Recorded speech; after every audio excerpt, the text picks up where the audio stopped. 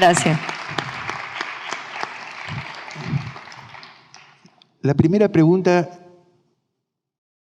me viene martillando la cabeza. ¿En qué momento de tu vida decidiste dejar de ser una persona normal para ser una directora de cine?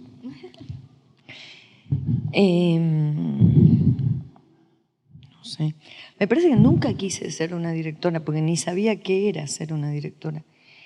Quería hacer un poco lo que hacía en la adolescencia, que era filmar cosas, y no tenía mucho conciencia de que eso era una profesión, para nada. Creo que hasta incluso, creo que en La Ciénaga recién empecé a tener una cierta conciencia que eso podía ser un trabajo. Un trabajo, digo, que quizás de eso podía vivir, que es medio relativo, ¿no? Por eso decía que todos nosotros que elegimos esta profesión estamos un poco locos, ¿no? Es una profesión muy especial, maravillosa, sí, y que nos pone al borde del precipicio siempre. No sé si compartís esa idea. Sí, creo que hay otras peores. Sí, sí, seguro. Sí. Pero... siempre hay otras peores. Bueno, a los 19 años dejas Salta y vas a Buenos Aires. ¿Qué buscabas en ese momento? Creo que alejarme de mi incertidumbre, porque estaba anotada en un montón de carreras. Toda mi adolescencia pensé que iba a ser científica y entonces de golpe tuve la duda, que por suerte la tuve, pero yo, digamos, toda mi secundaria pensé que iba a ir al Balseiro, estudiar física o química, que eso me gustaba. Y después, cuando llegó el momento de tomar la decisión de ir para ese lado, empecé a dudar de que quizás a mí me gustaba mucho la literatura. Y en medio de todas esas disquisiciones, me anoté en un montón de carreras, en Tucumán, en Córdoba, en Salta. Y al final decidí ir para Buenos Aires. Pues también era una manera de alejarse, es como una necesidad... del útero. Cualquier joven que tiene un poco de rajar de la familia.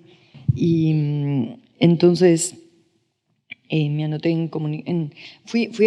alguien me dijo, mirá, una mezcla de algo muy científico, no sé, y algo creativo es ¿cómo se llama esto? La publicidad. Y entonces la única universidad que tenía publicidad era la UCA. Ajá. En Buenos Aires, y entonces llego a la universidad para anotarme, así entro a la puerta, a la escalera, y veo la foto del Papa, y yo dije, ay no, yo de este hombre, muchos años de este hombre digitando mi educación, y dije no. Y entonces me fui a estudiar comunicación. ¿Te fuiste en la UBA. En la UBA. Y dibujos animados en Avellaneda. Ajá, o sea, pero cine cursaste en Avellaneda.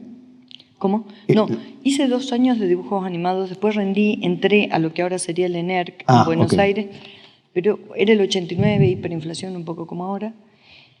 No había materiales en la escuela, no había...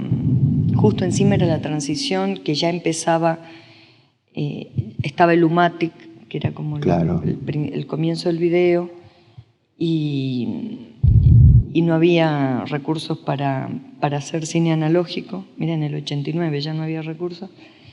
Entonces, empecé digamos, realmente lo que aprendí, lo aprendí con mis amigos, haciendo sus cortos, leyendo, viendo películas. O sea que, volviendo al tema, el UMATI, qué maravilla, me hace acordar, después aparece el Betacam, como gran salto tecnológico. O sea que todavía no te veo todavía como directora, no te veo todavía con un lenguaje, con el deseo de un lenguaje, te veo como explorando cosas, ¿no? Te digo, me gustaba mucho la parte técnica en animación, todas las técnicas de animación. No había computadoras, imagínense que era 16 la mesa de animación, que era una cosa mecánica, era como ir a un taller mecánico. Y la escuela mía de cine, de animación, era como de aquí hasta allá. Era un cuartito donde estábamos 12 personas y ahí eso era la escuela. Era un altillo, un cuartito así. Y eso era toda la escuela. ¿Y trabajaban con animación cuadro a cuadro? Hacíamos 1 minuto por año. Fueron 2 años. O sea, 2 minutos. Pero muy intensos, cada frame muy intenso. No, pero mira, ahí aprendí una cosa que fue interesante para mí, que es que nosotros empezábamos analizando el sonido óptico impreso, y en base al sonido óptico impreso, de lo que sea, si habíamos elegido una pieza musical o algo, eran ejercicios, imagínate, ¿no? Analizábamos toda la, no sé si han visto cómo es el sonido óptico que se hacía antes en el celuloide. Eran unas cositas finitas que si la mirabas con una lupa era como las sinusoides con las que hoy se representa el sonido. Bueno, muy parecido, no exactamente. Entonces nosotros analizábamos eso y ahí marcábamos cosas que nos parecían relevantes de ese sonido, y en base a eso calculábamos cuántos cuadros para cada movimiento. Entonces era un método que iba muy desde el sonido a la imagen, y en realidad iba muy del sonido al tiempo, al movimiento, y en el movimiento empezaba uno a pensar en la imagen. Y yo creo que eso para mí fue un camino que se parecía mucho a algo que yo ya naturalmente me gustaba. Ahí veo el origen de lo que estábamos hablando antes, ¿no? Sí. De tu búsqueda como el sonido, como herramienta, sí, como instrumento narrativo. Después pasaron otras cosas, pero yo siento que esa forma, y aparte que en la animación cada cuadrito, vale, aparte, bueno, las técnicas que usamos eran por pobreza, era meter en la bandina el celuloide 35, 16, y después con un rotring hacer el cuadrito por cuadrito, dibujitos. Yo era un desastre dibujando, pero bueno, todo ese proceso era muy interesante, ver esa significación de ese trabajo de cuadro, después qué pasaba con eso en la pantalla, ¿no? Casi una especie de McLaren, parecía lo que hacía McLaren, sí, ¿no? Sin McLaren. Claro, sin McLaren, digamos. Como si fuera lo de McLaren, pero sin McLaren. Sin McLaren. Y otra cosa interesante de ese trabajo es que yo creo que esto me sirvió muchísimo después para la dirección de actores.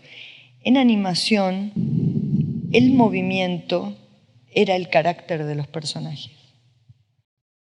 Pensar el movimiento era pensar todo respecto de un personaje.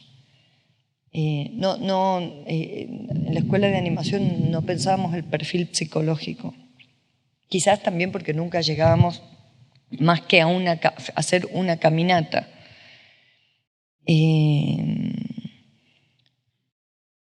Digo, una caminata de un personaje, entonces no había que pensar más que... Pero era interesante eso, que el carácter estaba en el movimiento. ¿Tenías algún director, porque bueno, ya estabas entrando en la búsqueda de lo cinematográfico? Supongo que eras una cinéfila. No podía ser cinéfila porque, mira, hasta los 19 en Salta, y yo ni sabía que había un cineclub. Y en ese cineclub iban 5, 6, 7, quizás 12 personas adultas, grandes, que no tenían nada que ver con mi generación. Entonces nunca entré en ese grupo, ni sabía que existía ese grupo, después me enteré que sí. Entonces, lo más cerca que estuve de algo parecido al cine fue que en el colegio mío hacíamos obras de teatro y que yo siempre me involucraba en eso, en adaptar las coéforas o digamos, mucha adaptación de tragedia griega a unas cosas que eran casi gore, muy sangrientas. Era increíble, usábamos unas tuppers, eso me encargaba yo, tuppers de sangre. Y todavía en el colegio había esa idea de lo griego, que era todo blanco, inmaculado, y las versiones nuestras eran un poco gore, pero bueno, creo que eso es lo más, como quizás la primera vez o un ejercicio que yo veía que me gustaba hacer, pero no lo ubicaba ni lo relacionaba con ningún trabajo, claro, ni con ninguna profesión, ni nada. ¿Y cuándo empezaron a aparecer en tu horizonte, así en tu búsqueda, directores que vos te hayan impactado, que hayan contribuido, directores o directoras que te hayan pegado fuerte como para decir, esto es lo que me gustaría hacer, esto sería una profesión posible? Hubo, porque en general los que nos formamos en cine siempre pasamos por periodos de Pasión por... de fanatismo, afinidad o devoción por algún director. Sí, pasa que yo tuve una suerte, que es que a los 15 años mi papá compró una cámara de video. Digamos, en los años 80 tener una cámara de video era una cosa medio particular. Y entonces, en todo caso, si alguna... algún interés tuve en lo narrativo audiovisual fue por filmar cosas de mi casa. Hacíamos también como lo que veíamos en la televisión, como cosas de terror con mis amigas o con mis hermanos, como películas de vaqueros. Pero películas, te digo, pero eran escenas, no, eran todas como ejercicios, sin ningún interés de ejercitar nada, simplemente copiar, pero no, y mucho filmar mi familia, pero no tenía, nunca tuve el gusto por la cámara en relación con el cine.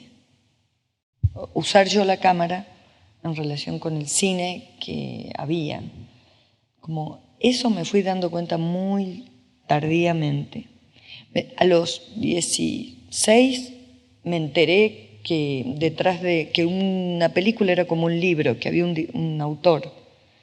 Porque Berruti y Moreiro y Berruti, los que tenían... daban un ciclo. Sí, el cine en Canal 7. Sí, que en Canal 7, y una semana pasaron todas las películas de Saura. Y yo fue la primera vez que dije, como detrás de una película hay una persona que toma decisiones. Nunca se me había ocurrido. Qué curioso. ¿En qué momento para vos empezamos a entrar en lo que es el trabajo, en la gestación? ¿En qué momento una idea, una historia, empieza a ser una película en tu cabeza? ¿Qué tiene que ocurrir o qué tiene que tener eso para que se dispare en vos el deseo de que eso se transforme en una película? No sé, porque son muchas cosas que van pasando lentamente y en un momento ya estás todo el día pensando en algo y después de un tiempo ya estás escribiendo. No, y como muchas veces cosas que me interesan terminan no siendo nada, no me doy bien cuenta cuando una cosa que me interesa se va a transformar. O sea, del inicio no me doy cuenta. No te das cuenta. Por ejemplo, desde hace 3 años que pienso en unas escenas y a veces le voy agregando otras, que no sé ni si son parte de algo, no sé qué son. Pero como ya hace 3 años que pienso que capaz que va a ser un guión que escriba después de... Pero no sé, es muy incierto. No sé, no tengo una forma... No soy nada profesional para hacer cine. Muy a lo que pase. Pero La Ciénaga es una historia muy fuerte, muy sólida. Sí, pero digo, ¿cómo empezó? ¿Cómo empezó? No sé, yo sé que en un momento tenía como 3 cuadernos de notas y dije, me parece que... Y aparte lo de La Ciénaga fue muy particular, porque un amigo me llamó y me dijo, en ese momento estaban todos los historias breves, Caetano acababa de hacer Pizza Birra y Faso, no, todavía no había filmado, y entonces te llegaban, te encontrabas con ellos y decían, no, estamos escribiendo un guión. Y yo decía, capaz que esto es lo que hay que hacer. Entonces me puse a escribir un guión con esas notas. Pero siempre así como que vas en el río, te vas llevando y te vas dando cuenta también cómo es la cosa, ¿no? Digamos, yo no estaba en un ambiente profesional donde fuera claro qué era lo que había que hacer. Entiendo. Es sorprendente por el rigor de tu trabajo. Pero el rigor siempre es con uno mismo. Te digo, el rigor nunca es con alguien que te mira. Siempre es con uno mismo. La gente puede ser menos severa o más que uno. El límite, y aparte en las horas en que uno trabaja no hay nadie mirándote. Estás en tu casa, es de noche. El único límite es uno mismo. Entonces, el rigor siempre es muy personal. No hay forma de que sea de otra manera.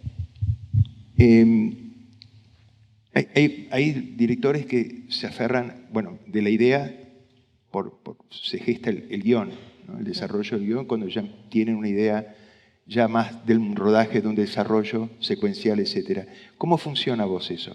¿Te pones a trabajar en un guión ya donde está todo desarrollada la historia o vas improvisando? ¿En la construcción del guión? Sí. Bueno, en Sama distinto, porque ya estaba escrita la novela. No, bueno, suele pasar que de todas esas notas hay escenas que son claras y cuando escribo esas escenas, entonces me doy cuenta un poco qué vendría antes, qué vendría después. A veces tengo ideas generales, como ideas de sonido muy generales sobre la película, como lo que conté ayer de La Ciénaga, o cosas que son, te diría que no aseguran nada, pero son cosas que me generan un cierto entusiasmo o un asiento directivas, como por ejemplo para La Niña Santa era el sonido, el secreto, las cosas que se dicen en ese susurro y el sonido de ese sonido y el significado de cuando uno saluda, buenos días, buenas noches, ¿qué tal? ¿Cómo estás? Que siempre estamos bien, ¿no? Es como un mundo de palabras que intercambiamos permanentemente, es donde nunca nos pasa nada. Porque es un plomo, que alguien te pregunta, ¿qué tal? ¿Cómo estás? Y estoy pésimo. La persona te lo preguntó yéndose para su oficina, ahora se tiene que volver, te tiene que preguntar, bueno, ¿qué te pasa? Esa forma de habla que no genera consecuencias y donde todos estamos bien, me parecía muy interesante. Ajá. O sea, te parecía interesante porque en no decir nada estaba... No, todo el tiempo uno responde cómo está, buenos Claro. días. O sea, si uno dice buenos días, que el día te parece bueno, o como uno está tratando de que la vida de los demás también, digamos, es el lenguaje que uno utiliza para que Claro. la vida sea un poco más leve. No es un lenguaje para hablar de lo que nos pasa. Claro. Y eso me parecía interesante el volumen, porque siempre es como muy, ¿qué tal? Buenos días, es fuerte, un volumen fuerte, para no decir, para decir muy poco. Claro. Y eso, y contrario al susurro, que siempre en el susurro está la intriga, la mentira, la verdad, o lo que se cree es la verdad. Esa idea era para la... Digo, a veces tengo esas ideas que un poco me organizan como la estructura, algo general. La estructura se va formando a partir de estos climas que vos vas imaginando. Sí, que por supuesto que, te digo, no es muy particular mi caso, porque hay todas las personas, si les preguntaban vos mismo, como siempre es muy misterioso ver el trabajo del otro, pero cuando estás en tu propio negocio, ¿viste? No es tan maravilloso. Es como si empezás así, con unas notas, con unas ideas, con cosas, y después cuando... Yo me doy cuenta que cuando tengo incertidumbre sobre ciertas cosas, siempre pensar desde el sonido me hace encontrar soluciones.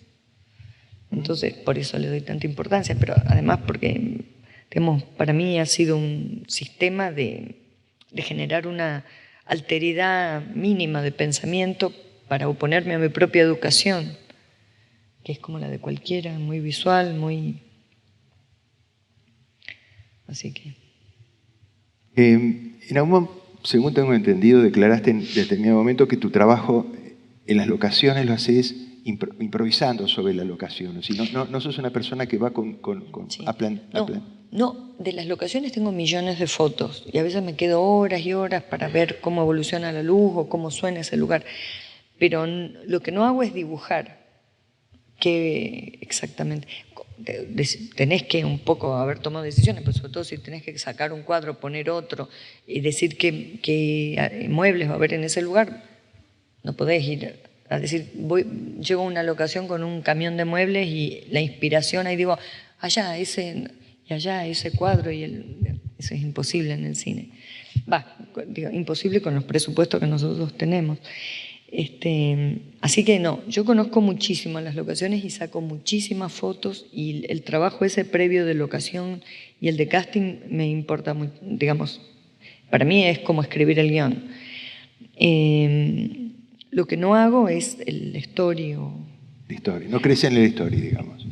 No me gustaría creer, lo que pasa es que no me sirve. Te sirve. Lo he probado y no me sirve. Son como esas ideas en frío, así, no me sirven cuando llego al lugar. Ajá. Hay un estilo en la dirección de actores que vos haces muy personal, porque los actores actúan naturalmente.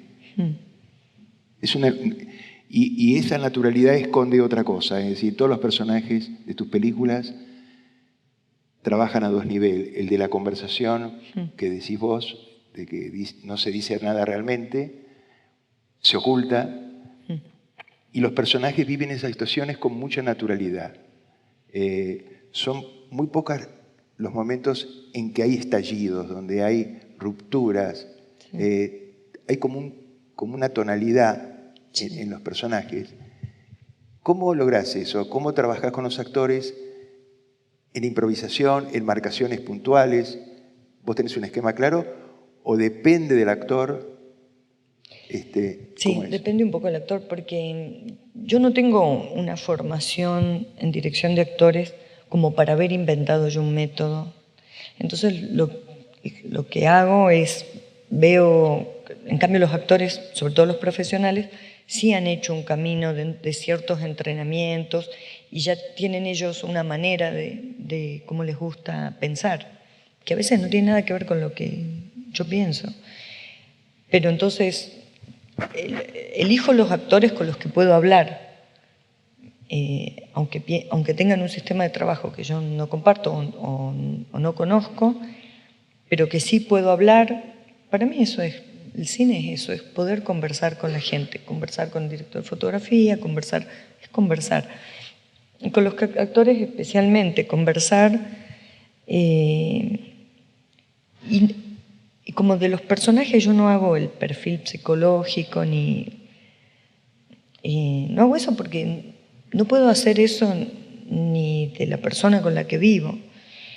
O sea, no sé, ¿viste? El perfil psicológico de alguien con quien conocés capaz hace 20 años.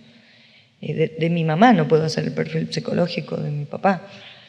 Entonces, ¿cómo voy a hacer el perfil psicológico de un personaje? Es como una mentira, es querer estar en un terreno seguro que uno nunca tiene respecto del otro.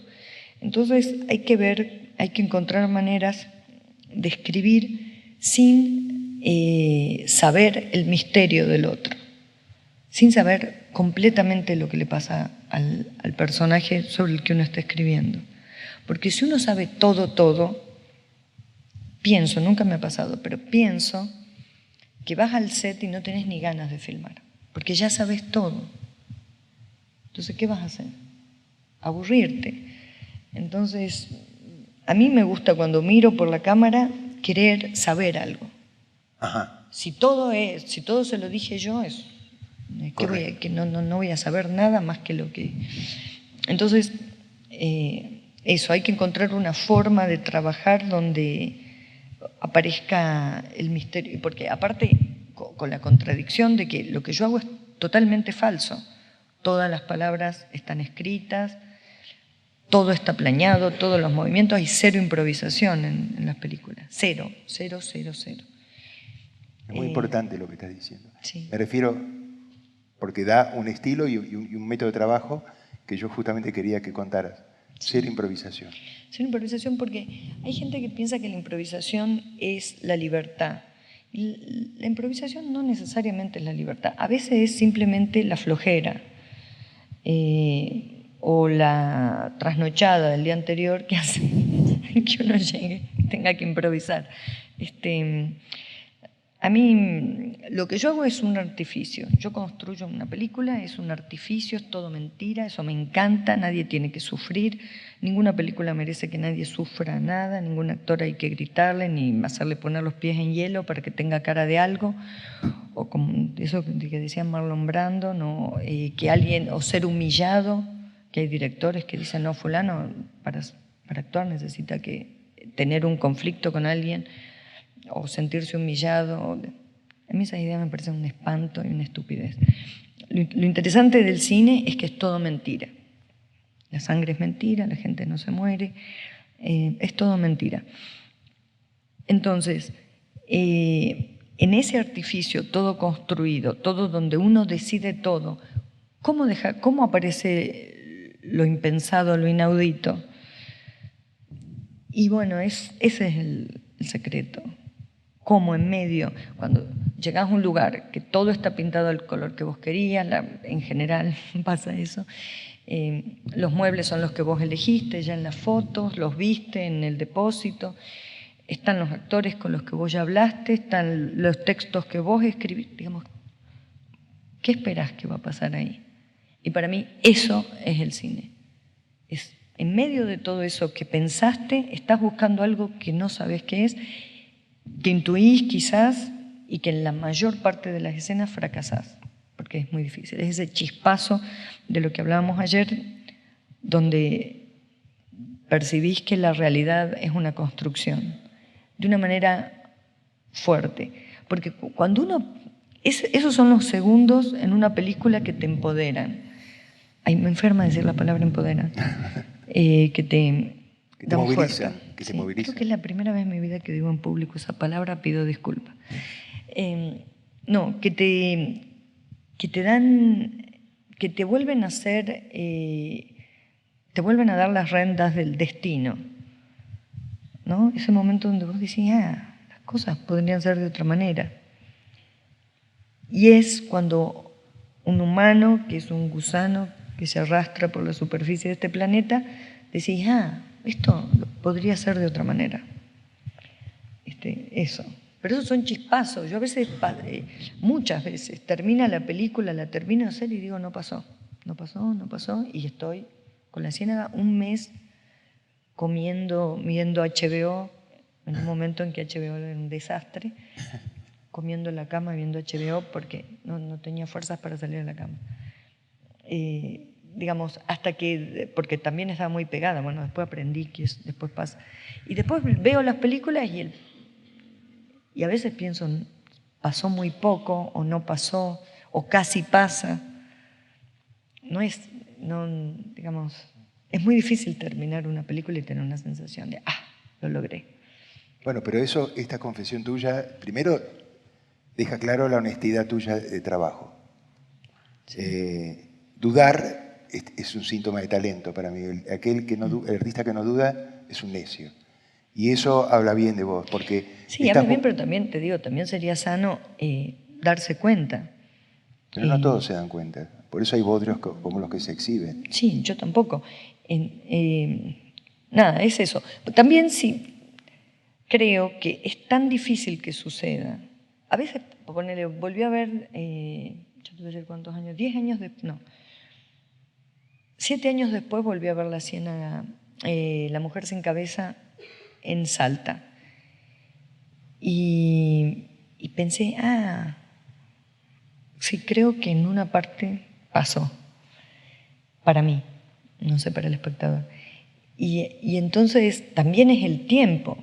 Por eso cuando cuando uno juzga tal película, qué desastre, o uno mismo dice de la suya, pero ¿cómo no valoraron mi película? Y no sabemos en el tiempo qué es lo que va a servir o no en la historia de la humanidad. De ese juicio, ¿viste? Por suerte no vamos a estar para escucharlo, porque mirá si dentro de 20 años dicen, lo que hizo esta mina no servía para nada. No sabemos. Entonces hay que ir como medio, no hacerse tan el gallito con las cosas, ¿no? En La Mujer sin Cabeza, yo creo que hay un momento donde eso ocurre. Desde mi punto de vista. No me digas en cuál, por favor.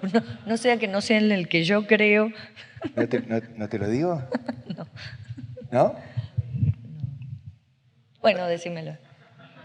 El momento en que Oneto se abraza en el baño con el albañil ese que está en el baño. Ese momento absolutamente rompe con todo el personaje y con todo lo que el personaje estaba sosteniendo y reprimiendo, porque llega un momento dado que está como aturdida en un nivel casi psicótico. ella transcurre todo lo que, a partir de la creencia de que ella mató a alguien, y con toda esa puesta en escena que le hace la familia para, no, fue un perro, qué sé yo, ella está con una sonrisa totalmente como ida, y sonríe, y todos los personajes pasan como detrás de un vidrio oscuro, ¿sí? Todos los personajes, la servidumbre, el esposo, hace el amor con alguien, con el amante, sin deseo, pero el único momento, es de mi juicio, obviamente, donde ella toma conciencia de que algo horroroso le está ocurriendo y está sola, es cuando se abraza con el albañil. Es el único momento que ella rompe esa cosa taciturna y tenebrosa, porque la verdad que eso nada, simplemente digo, si yo, mirando la película, después de un tiempo, la volví a mirar después de un tiempo, como sí, unos años también, y descubrí ese momento en el baño que me parece extraordinario, porque el albañil no tiene nada que ver con... El albañil no es un amante, no es un amigo, es un tipo que estaba arreglando el baño y no entiende nada, ese abrazo desesperado. Ese para mí es el momento mágico de la conexión, por lo menos para mí. No es el que yo vi. ¿Cómo? No es el que vos viste. Pero, bueno. Sí. A mí, digamos, has trabajado con actores muy extraordinarios.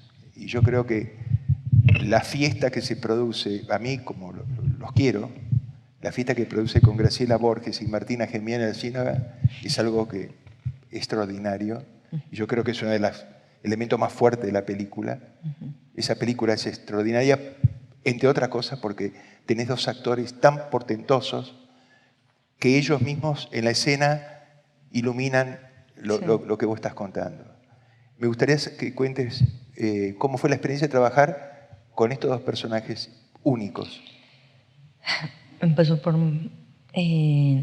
empezar por Martín, porque su personaje fue más breve en la película. Bueno, Martín era un actor increíble, extraordinario. Yo lo había visto actuar en el corto de los chicos en James Cry y me había encantado. Y se parecía un poco a un tío abuelo mío en el que estaba basado el personaje, entonces... No mucho, algo, el pelo, cómo se peinaba. Entonces, y toda su manera de hacer las cosas era esos actores que están fuera del escenario o del set o adentro, no sentís una diferencia. Como una cosa muy... ni siquiera nerviosismo, nada. Que entran en escena y como... Dan 2 pasos dentro del set y ya ves una transformación y ves, ¿en qué momento este hombre? Bueno, era así, yo no sabía nada de esa película, no tenía ninguna experiencia, me hubiera gustado observarlo más. Bueno, pero y era un actor que tenía una cosa que estaba buena, que es que él tenía mucha conciencia de que los gestos mínimos en el cine tenían mucho valor. Entonces, apostaba mucho a pequeñas cosas y... Así. Claro, y Graciela nos dio una lección a todos los que estábamos ahí, que eran más unos cuantos pavos. Una escena que estábamos filmando, que era una cena que hay en la película, donde estaban todos los chicos y ella se enoja y bueno, una escena de la ciénaga. Y Juan Cruz empezó a reír, se empezó a tentar de risa, no sé qué.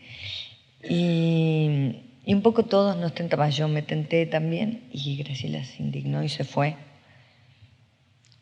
Y después fui yo a pedirle disculpas para que vuelva a filmar, y volvió y nos dijo, cuando la cámara empieza a hacer ruido, que eso pasaba con las cámaras de celuloide, sí. Yo por eso pienso que un poco habría que ponerle un ruido, aunque sea falso, a las cámaras, para tener esa sensación de que la cosa está sucediendo.